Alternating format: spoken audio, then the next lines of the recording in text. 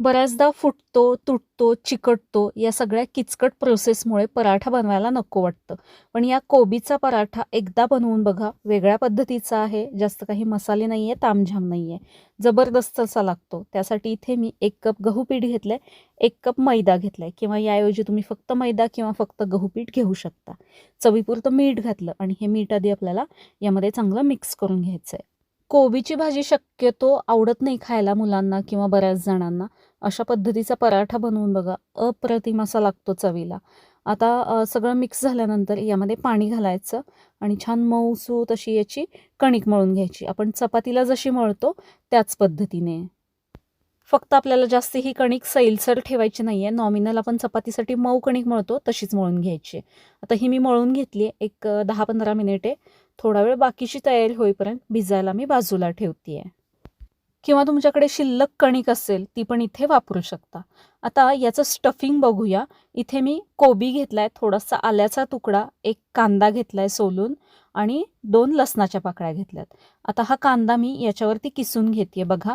चिरून घ्यायचा नाहीये किंवा चॉप करून घ्यायचा नाहीये. किसूनच घ्यायचा आहे आपल्याला. म्हणजे तो एकसारखा होतो. त्याचे मोठे मोठे कण राहत नाही. त्यामुळे कांदा किसून घेतला मी इथे. याच्यावरतीच लसूण पण किसायचंय. 2 लसणाच्या कुड्या आहेत इथे. आलं किसून घेते मी. आल्याचा छोटासा तुकडा घेतलाय. आलं लसूण पेस्ट वापरू नका. हे अशा पद्धतीने किसूनच घ्यायचंय. आता याच्यावरती कोबी किसून घ्यायचंय किंवा कोबीचे असे तुकडे करून ते देखील तुम्ही अशा पद्धतीने किसून घेऊ शकता. कोबी धुवून घेतलाय मी आणि हा किसून घेतेय. जवळपास 1 कप 2 कप तुम्हाला जसे किंवा जेवढे पराठे बनवायचे आहेत त्यानुसार हे बनवून घेऊ शकता. जर 1 कप कोबीचा किस असेल तर त्यामध्ये 1 छोटा कांदा, 2 लसणाच्या कुड्या आणि छोटासा आल्याचा तुकडा एवढंच बास आहे आपल्याला. आता यामध्ये बाकी कुठलेही मसाले घालायचे नाही आहेत का मीठ देखील अजून मी घातलं नाही आहे. मीठ पण आपण यामध्ये आत्ता घालत नाही आहे. सगळं हलक्या हाताने मिक्स करून घेतलं. एका बाजूला आपण जे पीठ कणिक मळून ठेवलेली आहे बाजूला ती घ्यायची आहे. आता लगेच मी पराठा बनवायला घेतेय. त्यासाठी आधी तवा गरम करायला ठेवतेय आणि हे जे पीठ तयार झालंय हे आपल्याला थोडंसं एकसारखं करून घ्यायचंय. चांगली भिजली आहे कणिक, मऊसूत अशी झाली आहे. ती एकसारखी करून घेतेय मी आणि चपातीसाठी आपण जेवढा गोळा घेतो तेवढाच गोळा मी यातून आता एक काढून घेतेय. हाताला थोडंसं तेल पुसून घेतलंय. पिठामध्ये बुडवून याची आपल्याला चपाती लाटून घ्यायची. चपाती लाटताना फक्त आपण मध्ये फोल्ड करतो, तेल लावून तसं काही करायचं नाही आहे. फोल्ड वगैरे करायचं नाही आहे. अशीच प्लेन पातळ जेवढी जमेल तेवढी पातळ याची चपाती लाटून घ्यायची. लागेल तसं चिकटते असं वाटलं तर थोडंसं पीठ लावून घ्यायचं. एवढी पातळ मी याची चपाती लाटून घेतली आहे बघा, या पद्धतीने. आता याच्यावरती आपल्याला थोडंसं गहू पीठ टाकायचं. एका छोट्या प्लेटमध्ये थोडंसं लाल तिखट, चाट मसाला, गरम मसाला आणि थोडंसं मीठ हा एक मसाला मी तयार करून घेते. सगळं छान असं मिक्स करून घ्यायचं आहे. आता जे आपण स्टफिंग तयार केलं आहे कोबीचं ते घ्यायचं. अजूनही मी मीठ वगैरे काही घातलं नाही आहे. फक्त कोबी, कांदा, लसूण आणि आलं आहे. अशा पद्धतीने हे त्रिकोणी आपल्याला यामध्ये ठेवून घ्यायचं आहे. यावरती हा बनवलेला मसाला घालायचा आहे. भरपूर आवडीनुसार घालायचा म्हणजे छान चटपटीत अशी चव येते. हे सगळं घातल्यानंतर इथे मी दाखवले या पद्धतीने हे आपल्याला फोल्ड करून घ्यायचं आहे.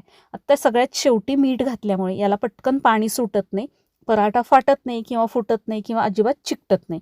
आता यावरती थोडंसं गहू पीठ टाकायचं, दोन्ही बाजू पलटून घ्यायच्या. इथे बघा, जर कणिक जास्ती पातळ झाली असेल तर हे पलटता येत नाही, पोळपाटाला चिकटतं. त्यामुळे जास्ती पातळ कणिक मळायची नाही आहे. आणि हे हलक्या हातांनी मी लाटून घेतलंय. अगदी थोडंसं पसरवून घेतलंय, जास्त लाटलेलं नाही आहे. फक्त ते स्टफिंग एकमेकाला चिकटलं जावं इतपतच मी हे हलक्या हातांनी लाटून घेतलंय. आता तव्यावरती मी थोडंसं तूप टाकून घेते आणि यावरती हा बनवलेला पराठा टाकायचा आहे.